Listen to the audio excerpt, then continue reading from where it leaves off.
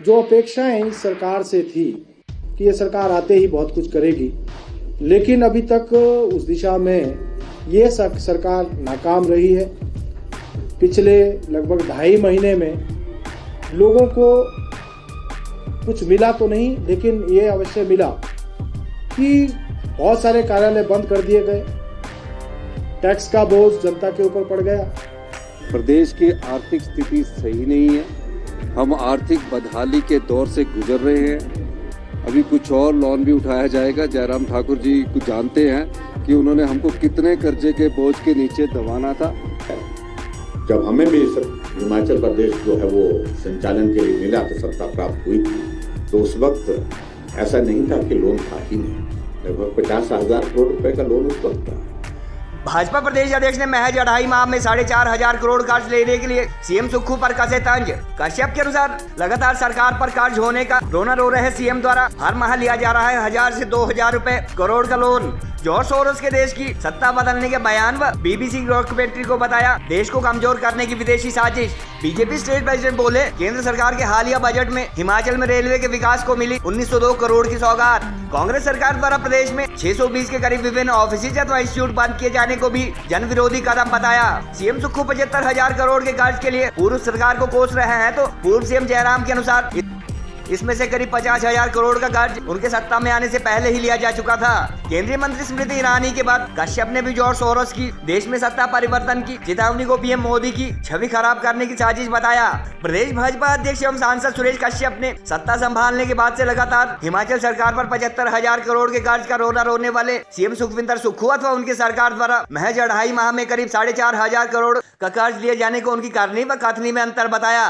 BJP state president के मुताबिक गत 11 दिसंबर को सत्ता संभालने के बाद पहले माह में जहां कांग्रेस सरकार द्वारा करीब 1,000 करोड़ का कर्ज लिया गया, वहीं जनवरी में 1,500 तो इस माह 2,000 करोड़ का कर्ज लिया जा रहा है। उन्होंने कहा कि सीएम सुखविंदर सुक्खू के नेतृत्व वाली कांग्रेस सरकार द्वारा अब तक जनहित में कोई भी काम न किया जाना व प्रदेश में चले चलाए पूर्व सरकार के 620 के करीब संस्थान बंद किया जाना जनता में निराशा का भाव पैदा कर रहा है और कोई भी जनहित का बड़ा काम न कर पाने वाली मौजूदा सरकार महज कर्ज लेने व कीमतें बढ़ाने का काम कर रही है। सांसद सुरेश कश्यप के अनुसार गत नवंबर माह में हुए विधानसभा चुनाव के दौरान कांग्रेस ने महज 10 गारंटी अथवा वादों से सत्ता हथियाने का काम किया और अब 5 साल में 5 लाख व पहली कैबिनेट में 1 लाख सरकारी नौकरियां देने की गारंटी दे चुकी प्रदेश सरकार महज 20,000 नौकरियां देने पर सिमट आई है। सुरेश कश्यप के अनुसार सुखविंदर सुक्खू सरकार द्वारा 2.5 माह में 10 में से एक भी गारंटी पूरी नहीं की गई। हालांकि मुख्यमंत्री व प्रदेश सरकार के मंत्री करीब 1,34,000 कर्मचारियों को ओल्ड पेंशन देने की बात हर मंच पर कह रहे हैं और एक कर्मचारी संगठन के नेता उक्त मुद्दे को लेकर जल्द आभार रैली आयोजित करने का ऐलान भी कर चुका है।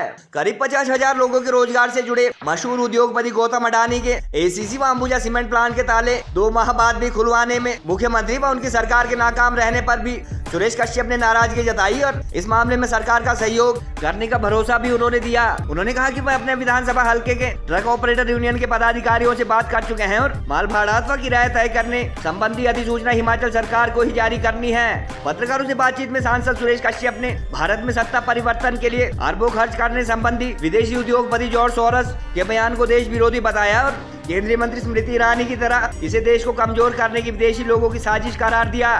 पत्रकारों द्वारा पूछे जाने पर सांसद ने बीबीसी डॉक्यूमेंट्री को भी सुप्रीम कोर्ट के डिसीजन के खिलाफ पीएम मोदी को बदनाम करने की साजिश करार दिया। गौरतलब है कि हिमाचल में सत्ता परिवर्तन तो सुखविंदर सिंह सुक्खू के मुख्यमंत्री बनने के बाद से प्रदेश पर 75,000 करोड़ की कर्ज का मुद्दा आए दिन मीडिया की सुर्खियों में रहा है और मुख्यमंत्री तथा उनके मंत्री जल स्थिति नियंत्रण में किए जाने की सूरत में हिमाचल के हार श्रीलंका जैसे होने की बात भी कह चुके हैं। सीएम जहां 75,000 करोड़ के कर्ज तथा कर्मचारियों की करीब 11,000 करोड़ की देनदारियों के लिए पहले की जयराम सरकार को कोस रहे हैं, वहीं पूर्व सीएम जयराम ठाकुर के अनुसार उनकी सरकार बनने से पहले ही हिमाचल पर लगभग 50,000 करोड़ का कर्ज था और मात्र 25,000 करोड़ के करीब का लोन उनके टाइम का है। कर्ज के मामले में बंद किए गए संस्थानों की संख्या अलग अलग बताने के लिए कई सोशल मीडिया यूजर पहले की भाजपा सरकार व वर्तमान कांग्रेस तथा सुक्खू सरकार पर तीखे कमेंट भी कर रहे हैं। हिमाचल के परिप्रेक्ष्य में देखें तो टूरिज्म डेवलपमेंट में ज़्यादा बढ़ावा मिले और ज़्यादा से ज़्यादा डोमेस्टिक और फॉरेन टूरिस्ट हमारे देश में आए, इस दृष्टि से मैं समझता हूँ एक महत्वपूर्ण पहल हिमाचल प्रदेश के परिप्रेक्ष्य में हम कह सकते हैं। इसी प्रकार से रेलवे का जो बजट आया, ऐतिहासिक बजट इस बार रेलवे को दिया गया है। हम जिस प्रकार से कनेक्टिविटी की बात करें, एयर कनेक्टिविटी को लेकर 50 नए एयरपोर्ट्स को प्रारंभ करने की बात इसमें रखी गई है। स्वास्थ्य क्षेत्र में भी विशेष ध्यान रखा गया है। और अगर हम हिमाचल प्रदेश की बात करें तो हिमाचल प्रदेश को इस बजट में, जहां रेलवे में 1902 करोड़ रुपया मिला है। हम जानते हैं आज प्रदेश में कांग्रेस की सरकार और लगभग 2.5 महीने के करीब कार्यकाल इनका पूर्ण होने को है, लेकिन हम देखते हैं कि जो अपेक्षाएं इस सरकार से थी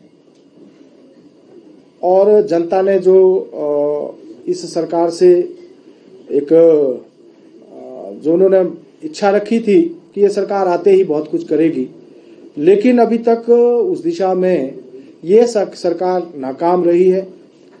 पिछले लगभग 2.5 महीने में लोगों को कुछ मिला तो नहीं, लेकिन ये अवश्य मिला कि बहुत सारे कार्यालय बंद कर दिए गए, टैक्स का बोझ जनता के ऊपर पड़ गया, और जो गारंटियां इन्होंने दी थी, 10 गारंटियां इन्होंने सत्ता में आने के लिए, सत्ता हथियाने के लिए जनता के बीच में रखी थी, लेकिन अभी तक एक भी गारंटी पूरी नहीं हुई। दूसरी ओर जो पूर्व की सरकार ने, भारतीय जनता पार्टी की सरकार ने जनहित में कार्यालय खोले थे, लगभग 620 कार्यालय इन्होंने इसमें से बंद कर दिए। बहुत सारे ऐसे कार्यालय जिसमें कि जो कार्यालय चल चुके थे, जहां अधिकारियों की नियुक्ति हो गई थी, जहां बजट का प्रावधान था, सुचारू रूप से जिन्होंने कार्य करना प्रारंभ कर दिया था, उसको भी इन्होंने बंद कर दिया, जो कि मैं समझता हूं प्रदेश की जनता के साथ एक बहुत बड़ा धोखा हुआ। सुबॉर्डिनेट सिलेक्शन बोर्ड हमीरपुर, जो कि इन्होंने बंद कर दिया। इन्होंने वादा युवाओं से किया था कि हम प्रतिवर्ष 1 लाख रोजगार देंगे।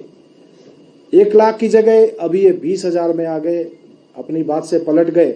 लेकिन लगभग 4200 ऐसे अभ्यर्थी थे जिनको की सिलेक्शन का इंतजार था, जिनके लिए जिन्होंने अपने डॉक्यूमेंटेशन करवा दिया था और लगभग फाइनल स्टेज के ऊपर उनकी नियुक्तियां होने वाली थी। ऐसे समय में इन्होंने हमीरपुर सिलेक्शन बोर्ड को बंद किया। युवाओं के साथ बहुत बड़ा धोखा इस सरकार ने किया है और 2.5 महीने बीत जाने के बाद भी अभी ये इसको प्रारंभ नहीं कर पाए। मैं समझता हूं युवाओं के साथ एक, जिसको मैं कह सकता हूं, जो इन्होंने वादा किया था, वादा खिलाफी का काम इन्होंने किया। मामला जो है एसीसी प्रशासन और ट्रांसपोर्टर्स के बीच का है, और हमने इस बात को कहा, माननीय अनुराग जी ने भी इस बात को कहा कि जहां पर भी हमारी आवश्यकता है हम सरकार को पूर्ण सहयोग करेंगे, लेकिन अगर इस मामले को तय करना है या जो रेट को लेकर नोटिफिकेशन करनी है या विवाद को अगर कहीं सुलझाना है तो सरकार को इसमें मध्यस्थता करनी है। और मैं भी कहना चाहूंगा, क्योंकि मेरे क्षेत्र का भी दाड़ला घाट का जो सीमेंट प्लांट है मेरे क्षेत्र में आता है, तो मैं जो हमारे ट्रांसपोर्टर्स हैं मैं उनसे मिला भी, मैंने उनसे बात भी की और मैंने कहा कि पहले सरकार जो है इस दिशा में आगे बढ़े, सरकार को ही तय करना, सरकार को ही मध्यस्थता करनी है। लेकिन हमारी जहां पर आवश्यकता है उसमें चाहे हमारे माननीय अनुराग जी हैं या मैं स्वयं हूं, तो हम लोग जहां सरकार को हमारी आवश्यकता है हम लोग उसके लिए तैयार हैं। हम माननीय नरेंद्र मोदी जी की छवि को खराब करने का एक प्रयास, कुछ साजिशों के तहत ऐसा प्रयास किया जा रहा है। उसमें चाहे बीबीसी डॉक्यूमेंट्री की बात करें या फिर जैसा कि अभी जिस बयान की, जो आप सोरोस के बयान की बात आपने की है, तो ऐसी कुछ इंटरनेशनल ताकतें हैं जो कि आज हमारा देश जिस प्रकार से आगे बढ़ा है, हम दुनिया की सबसे तेज गति से आगे बढ़ने वाली अर्थव्यवस्था बने। हमारी जो जीडीपी आज लगभग 7% के करीब है, जब हम बहुत सारे विकसित राष्ट्रों को भी देखते हैं कि भारत से बहुत पीछे है। और जो महंगाई की दर है उसमें भी हमारे देश की महंगाई दर लगभग 6% के करीब है, 5.6% के करीब है। अर्थात हमारी जीडीपी भी, ग्रोथ रेट भी हमारी बहुत हाई है। हमारा देश आगे बहुत तेज गति से आगे बढ़ रहा है। तो बहुत सारे जो है लोगों को ये बात आज हजम नहीं हो रही है। जब भारत विश्व की 5वीं सबसे बड़ी अर्थव्यवस्था बनकर उभर रही है, ऐसे में हिंदुस्तान के लोकतांत्रिक ढांचे में हस्तक्षेप करने का ऐलान करने वाले जॉर्ज सोरोस को एक स्वर में हम जवाब दें कि लोकतांत्रिक परिस्थितियों में लोकतांत्रिक ढांचे से चुनी गई हिंदुस्तान की सरकार और हिंदुस्तान के प्रधान सेवक नरेंद्र मोदी ऐसे गलत इरादों के सामने सर नहीं झुकाएंगे।